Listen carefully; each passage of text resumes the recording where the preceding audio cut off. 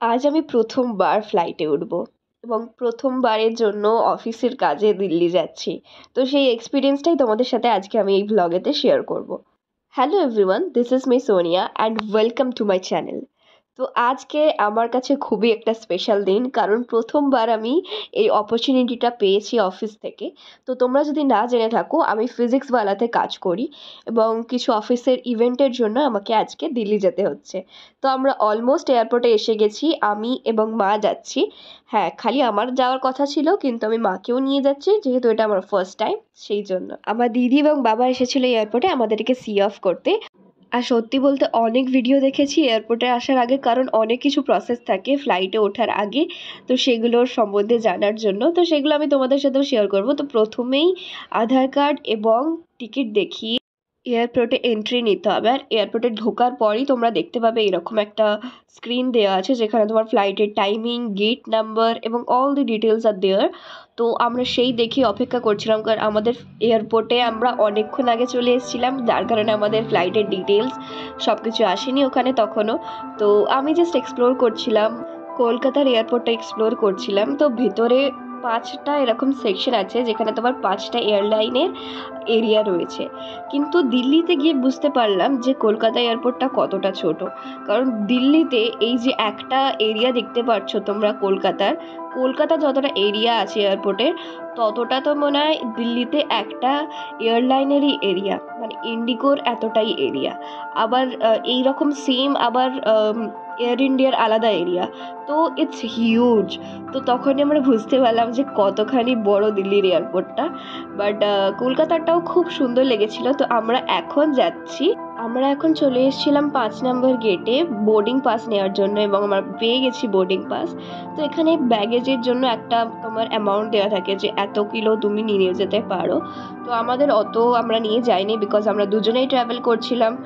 তো boarding pass নেওয়ার পর তোমাদের সিকিউরিটি চেকিং করতে হবে। সিকিউরিটি চেকিংয়ের পরে তোমরা এরকম একটা এরিয়াতে চলে আসবে, যেখান থেকে তোমরা ফ্লাইট ল্যান্ড করছে, ফ্লাইট যাচ্ছে, এই সমস্ত কিছু দেখতে পারবে। আর এখানেই তোমার বেশিরভাগ মার্কেট প্লেসটা থাকে, যেখানে তোমার এয়ারপোর্টের ভেতরে যে মার্কেটগুলো থাকে আর কি।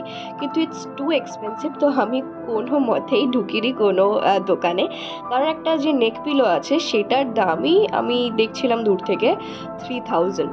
ব্রো, ওটা তুমি আই থিঙ্ক 500-এর মধ্যে পেয়ে যাবে মার্কেটে, তার থেকেও কমে পেয়ে যাবে অন্য মার্কেটে। সো তুমি বুঝতে পারছো যে কতটা এক্সপেন্সিভ এয়ারপোর্টের মার্কেট। তো এই যে আমি বোর্ডিং পাসটা শো অফ করছিলাম একটুখানি। তো আমরা দুজনে এখন বসে বসে গল্প করছিলাম আর ওয়েট করছিলাম যে কিছু অ্যানাউন্সমেন্ট হবে বা সামথিং, লোকেরা যাবে। তো সেখান থেকে আমরা ফ্লাইটে উঠতে পারবো, এবং ফ্লাইটে ওঠার আগে তো বাসে উঠতে হবে, বাস থেকে দেন ইউ ক্যান গো ফ্লাইটে উঠতে পারবে। তো এই যে ফ্লাইট যাচ্ছে, এটাই আমরা দেখছিলাম। মনে হচ্ছিল লাইক মানে খেলনা আর কি, প্লেন যাচ্ছে। সিরিয়াসলি ফার্স্ট টাইম দেখেছি, তো এটাই আমার ফিল আসছিল। আমরা এখন ঢুকে পড়েছি, আমাদের বোর্ডিং কমপ্লিট হয়ে গেছে। এবারে আমরা যাব ফ্লাইটে ওঠার জন্য। তো তার আগে এখানটা বসে আছি, এখানে দেখছি ফ্লাইট আরও দেখছি। আর এখানে অনেক দোকান আছে যেখান থেকে তোমরা কেনাকাটা করতে পারবে সমস্ত রকমের। But it's too expensive. তো তোমার কাছে পয়সা থাকলে তবেই তুমি করতে পারবে। তো চলো, মানে এতক্ষণ তো খুবই ভালো লাগছে, এবার দেখা যাক কিরকম লাগে। মাই ট্রিপ থেকে তো চলো, আমরা এখন লিফটে উঠে পড়েছি সবার পিছন পিছন করতে করতে, কারণ এবারে আমাদেরকে বাসে তোলা এবং বাস থেকে তোমরা ফ্লাইটে উঠতে পারো। তো অবশ্যই মানে আমি প্রত্যেকটা মুহূর্তকে রেকর্ড করেছি, যাতে আমার এটা খুব মেমোরেবল হয়ে থাকে, এবং তোমাদের সাথেও সেই সমস্ত কিছু শেয়ার করছি, যাতে এটা আমিও বারবার দেখতে পারি। কারণ এটা একটা অদ্ভুত মানে একটা এক্সপিরিয়েন্স, আমি কোনোদিনও ভাবিনি। দেখো, আমার ইচ্ছা ছিল অনেক দিনে যে আমি ফ্লাইটে করে যাব কোথাও, কিন্তু একটা মিডল ক্লাস ফ্যামিলি সবসময় সেটা অ্যাফোর্ড করতে পারে না, এবং সেই তার থেকে কম টাকায় যখন আমি ট্রেনে করে যেতে পারছি, তো তখন আমি কোনোদিনই ভাবিনি, কারণ আমার মধ্যে ম্যাচুরিটিটা প্রথম থেকেই চলে এসেছিলো যে কীভাবে টাকা বাঁচাবো, কীভাবে টাকা ইনকাম করব। তো সেসব করতে গিয়ে কোনো দিনই আমাদের ফ্লাইটে ওঠা হয়নি, বাট এই প্রথমবার আমার কোম্পানির জন্য আমাকে যেতে হচ্ছে। তো এটা আমার কাছে অনেক বড় একটা, মানে আমি একটা ব্লেসিং বলতে পারি। এবং আমার মাকে আমি নিয়ে যাচ্ছিলাম, সেটা আমার কাছে আরও বড় ব্লেসিং। তো বাসে করে নেবে আমরা এবারে ফ্লাইটের কাছাকাছি চলে এসেছি। তো এই মুহূর্তটার জন্যই মানে কবে থেকে আমি অপেক্ষা করছিলাম। তো চট করে আমরা একটা ভিডিও তুলে নিলাম, কারণ আবার কবে আসবো না আসবো জানি না। তো অবশ্যই এর থেকেও বেশি গ্রো করতে হবে, আরও অপরচুনিটিস গ্র্যাব করতে হবে। এটা তো সবসময় আমি নিজেকে বলি যে এটা জাস্ট স্টার্টিং, এর থেকেও বড় আমাকে হতে হবে। তো এটাই, এখন আমরা উঠছি, এই যেখানে লাইন রয়েছে। তো প্রথমে আমাদের যাওয়ার দিন ছিল এয়ার ইন্ডিয়া, বিকজ 3 দিন আগে আমাদের বুকিং হয়েছে। তো এয়ার ইন্ডিয়াতে বেশি টাকা দিয়ে আমাদের বুক করতে হয়েছিল অফিস থেকে। যেহেতু আমার টিকিটটা অফিস থেকেই এসেছিলো, যার জন্য আমি পরে যখন মায়ের টিকিটটা কাটি, আমি আর মা একসাথে সিট পাইনি। বাট গডের কি খেলা দেখো, মায়ের পাশে যে সিটটা ছিল সেখানে দুজন আসেনি, মানে তাদের টিকিট ছিল বাট তারা অ্যাটেন্ড করেনি ফ্লাইট, যার জন্য আমি মায়ের পাশে সিট পেয়ে যাই এবং মাঝখানে আর একটা সিট পুরো ফাঁকা ছিল। তো আমরা আরাম করে গেছি এবং আমি উইন্ডো সিট নিয়েছিলাম, মা ধারের সিট নিয়েছিল, কারণ মা বলছিল আমি দেখতে পারবো না উইন্ডো দিয়ে, কারণ মায়ের একটু প্রবলেম হচ্ছিল। যাই হোক, কারণ সবারই, আমারও ফার্স্ট টাইম, মায়েরও ফার্স্ট টাইম, তো একটু আমাদের এরকম হচ্ছিল। বাট আমি খুব এক্সাইটেড ছিলাম এবং কনফিডেন্ট ছিলাম যে যখনই আমি নতুন কিছু করি না, আমি খুব কনফিডেন্ট ফিল করি, আমার ভয় লাগে না। অন্যজনের কী হয়, কি খুব ভয় পায়। আমি যখন কাউকে বলেওছি যে আমি যাচ্ছি এরকম মাকে নিয়ে, সবাই খুব ভয় পাচ্ছিল, বাট আমি না কতটা ভয় পাই না, জানি না কেন না, কারণ আমার খুব এক্সাইটমেন্ট হয় এবং আমার একটা এরকম ফিল হয় কি নতুন কিছু এক্সপিরিয়েন্স করতে পারবো। তো সেটা আমার খুবই ভালো লাগছিল। আর এখন আস্তে আস্তে ফ্লাইট রানওয়েতে রান করছে। এখন তো পুরো মনে হবে যে ইটস আ ট্যাক্সি, বাট তারপরে যখন আস্তে আস্তে ওপরে যাবে, সেই নাগরদোল্লা থেকে যখন তুমি আস্তে আস্তে ওপরে যাও যেরকম ফিল আসে না, সেম টু সেম ফিল। আর কিছুই, মানে জানলাগুলো এতটাই ছোট ছোট লাগছিল, মনে হচ্ছিল এর থেকে তো গাড়ির জানলা অনেক বড়। তো পুরোটাই আমি যেটা তোমাদের সাথে শেয়ার করছি সেটা পুরোটাই র এক্সপিরিয়েন্স, এবং এটাই আমি রাখতে চাই। বেশি প্রফেশনাল আমি করতে চাই না জিনিসটাকে, পুরোটাই আমার র, এবং আমি যেটা এক্সপিরিয়েন্স করছি সেটাই তোমাদের সাথে শেয়ার করছি। তো এই যে এইবারে আস্তে আস্তে ব্যাপারটা উঠছে এবং আমি ভাবছি, মানে তোমার শরীরটা একটা হালকা ফিল আসবে যখন উঠবে। আর যাওয়ার আগে আমি যে সমস্ত ইউটিউব ভিডিওগুলো দেখেছিলাম, তারা সবাই বলেছিল যে কানে একটুখানি প্রবলেম হবে যখন আকাশে উড়বে ফ্লাইটটা। আর সেটা আমি সত্যি এক্সপিরিয়েন্স করেছি, আমার মাও এক্সপিরিয়েন্স করেছে, কানে একটু হালকা প্রবলেম হয়, কিন্তু খুব নয়। আমার সেটা অতটা প্রবলেম হয়নি, কিন্তু আমার মায়ের একটু প্রবলেম হচ্ছিল, যার জন্য মাকে হেডফোন দিয়ে দিয়েছিলাম, মা সারাক্ষণ গান শুনছিল। তো এই যে আমরা এখন আকাশে উড়ে গেছি, আর আমি এই জাস্ট এক্সপ্লোর করছিলাম, এই যে ম্যাগাজিনগুলো দিয়েছে এবং যে গাইডগুলো দিয়েছে সেগুলো সব পড়ছিলাম। আর এই যে এখানে সিকনেস ব্যাগও দিয়েছে, যদি তোমার উল্টি হয়ে যায় you can do it here. তো এই সমস্ত কিছু করতে করতে তারপরেই আমাদের খাবার চলে এলো। তো খাবার কী কী এলো সেগুলোও তোমাদেরকে দেখাচ্ছি। ভেজ মিল हमको दिया है,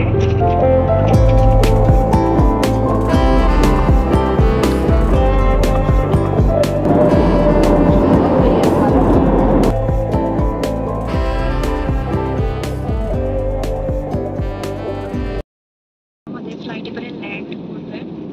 তো প্লেনটা এইরকম সোজা যেতে যেতে হঠাৎ করে এরকম নামছে। সো প্রথমবার ফ্লাইটে ওঠার এক্সপিরিয়েন্স হচ্ছে, হালকা খানি ব্যথা হচ্ছিল আমার, তাও মানে একটুখানি করে কমে গেছে। আমার মায়ের অনেক হচ্ছিল, মা এখন হেডফোন বসে বসে আছে। আর অনেক তাড়াতাড়ি আমাদের ফ্লাইটটা ল্যান্ড করছে, অলমোস্ট এরকম নামছে আস্তে আস্তে। একটু নামলো, তারপরে আবারও আবার এখন নামছে। এটা নতুন এক্সপিরিয়েন্স। তো চলো, ফাইনালি আমরা দিল্লিতে ল্যান্ড করে গেছি এবং আমরা এখন যাচ্ছি আমাদের ব্যাগগুলো কালেক্ট করতে। আর ব্যাগগুলো যেখান থেকে আমাদের কালেক্ট করার ছিল সেইখানটাও একটা অন্যরকম। দিল্লি এয়ারপোর্টটা জাস্ট অ্যামেজিং, দেখতেই পাচ্ছ যে কতটা বড় airport. Now we will only talk in Hindi or English, no Bengali, because no one can understand Bengali here and we are already suffering from it.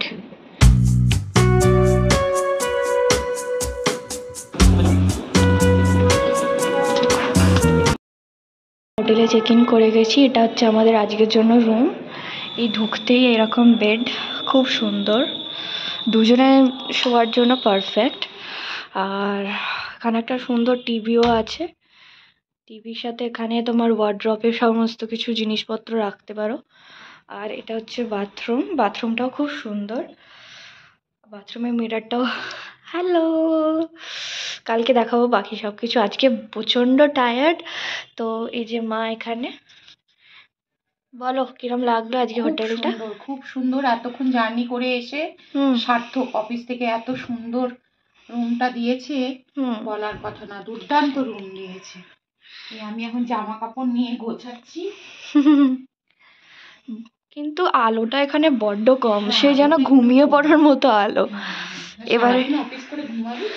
হ্যাঁ, এবারে বাইরের বারান্দাটাও এখন কিছু দেখা যাবে না সেরকম। এই যেখানে এরকম বারান্দা, কাল সকালবেলা খুব সুন্দর ভিউ হবে, সকালবেলা তোমাদের দেখাবো। চলো আজকে গিয়ে এখন আমি রুম সার্ভিসের জন্য বললাম, এখন এবারে খাবো, খেয়ে তারপরে ঘুমাবো। চলো, অফিসের কাজও এখনো বাকি আছে, তো সেটাও খেতে খেতে করব। সকাল থেকে ফ্লাইটে থাকার জন্য তো সেরকমভাবে কাজও করা হয়নি, বাট করতে হবে, কালকের প্ল্যানিংও করতে হবে। তো चलो, ये रहा हमारा चिकन बिरयानी। हमसे कांप रहे हैं हम। फिश करी, खुशबू तो अच्छी निकल रही है भाई। रोटी, हम हिंदी बंगाली सब में बात कर सकते हैं। तवा रोटी, अरे ये रुमाली रोटी ना, মানে এমনি হাতের রুটি। হাতের রুটি গাইস, 15 টাকা গাইস, বাট ঠিক আছে। খিদে পেয়েছে। অফিসে যাওয়ার জন্য বেরিয়ে পড়েছি রেডি শেডি হয়ে। সকালবেলা একবার বেরিয়েছিলাম মাকে নিয়ে, গিয়ে দেখে এসেছিলাম অফিসটা, তো তখন ফোনে চার্জ না থাকার কারণে কিছু করা হয়নি, but let's go right now.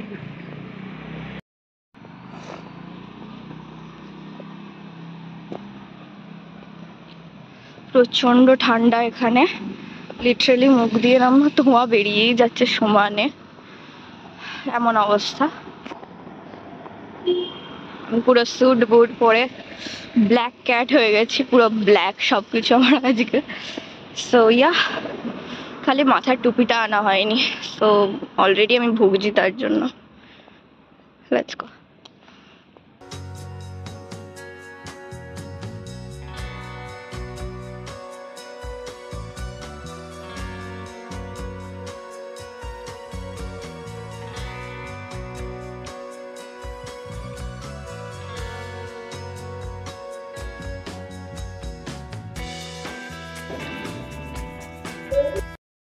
Good morning. আজকে আমরা চেক আউট করছি, আমাদের 4 দিনের ট্রিপ আজকে শেষ হয়ে যাবে।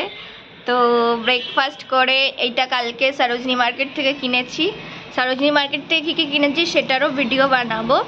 তো এখন এতদিন পরে আজকে একটু রোদ্দুর বেরিয়েছে, নাহলে সবসময় ঘোলাটে হয়ে থাকে আকাশটা।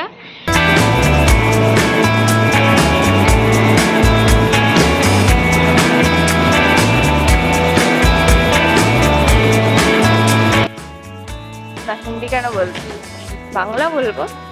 আমরা এখন দিল্লি এয়ারপোর্টে আছি, আমাদের security checking and boarding both done. Now we are heading towards the departure section. তো ওখানেই যাচ্ছে এখন। বোর্ডিং পাস কোন দিকে যাবো বুঝতে পারছি না। বোর্ডিং পাস পেয়ে গেছি। গেট নাম্বার কি আছে? Gate 5 zone 3, zone 3 gate 5, all gates. let me show it to you. এটা হচ্ছে দিল্লি এয়ারপোর্ট, সো প্রিটি, সুন্দর। আর এখানে এয়ারপোর্ট কলকাতা এয়ারপোর্টের থেকে বেশি চেক ইন হয় almost. all gates towards this. Let's go. Yeah, here you can find all the stores where you can shop, but it's too expensive, so we are not shopping from here.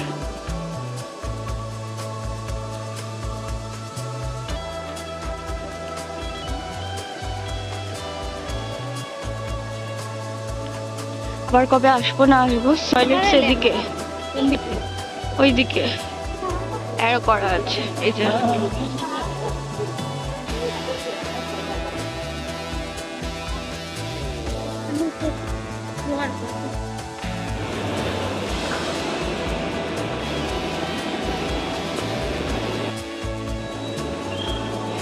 হ্যাঁ ওটাই, চলো।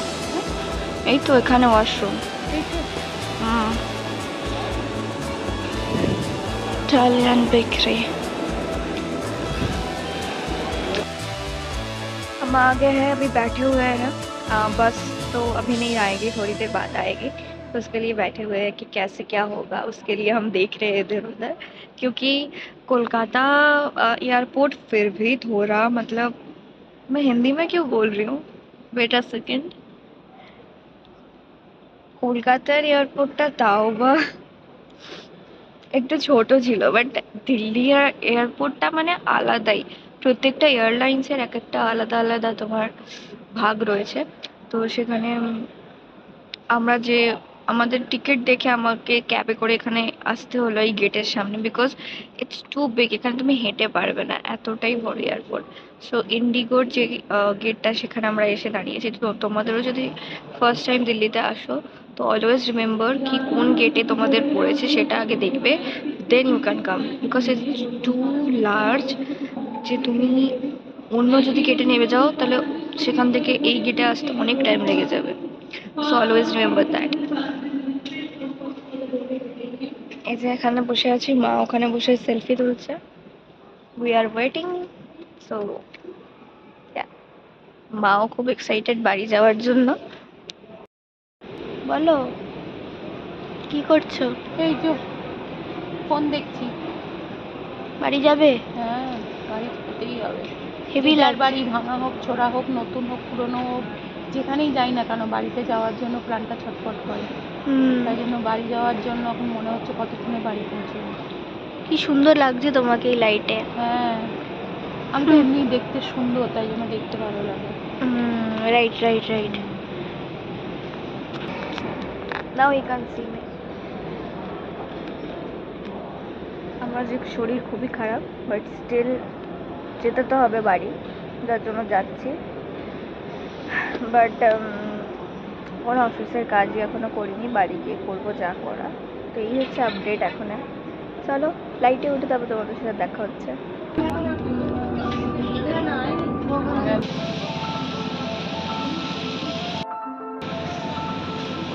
চলো, এখান দিয়ে যেতে হবে। ও line line দিতে হবে। তো জানিও আজকের ভিডিওটা তোমাদের কিরম লাগলো। তো আজকের এই ছোট্ট ভিডিওতে আমি তোমাদের সাথে আমার প্রথমবার ফ্লাইটে ওঠার এক্সপিরিয়েন্সটাই বেশিরভাগ শেয়ার করেছি, এবং ফিজিক্সওয়ালা অফিসে যেহেতু আমি ওখানে কাজ করতে গেছিলাম, যার জন্য আমি পুরো ডিটেলসে ওখানে অফিসের ব্লগ বানাতে পারিনি। বাট নেক্সট টাইম যখন যাব অবশ্যই তোমাদের জন্য আমি বানাবো। তো জানিও কীরকম লাগলো ভিডিওটা, এবং আমি খুবই এক্সপিরিয়েন্স তোমাদের সাথে শেয়ার করলাম, তো অবশ্যই জানিও। And finally after 4 days we are here in Kolkata.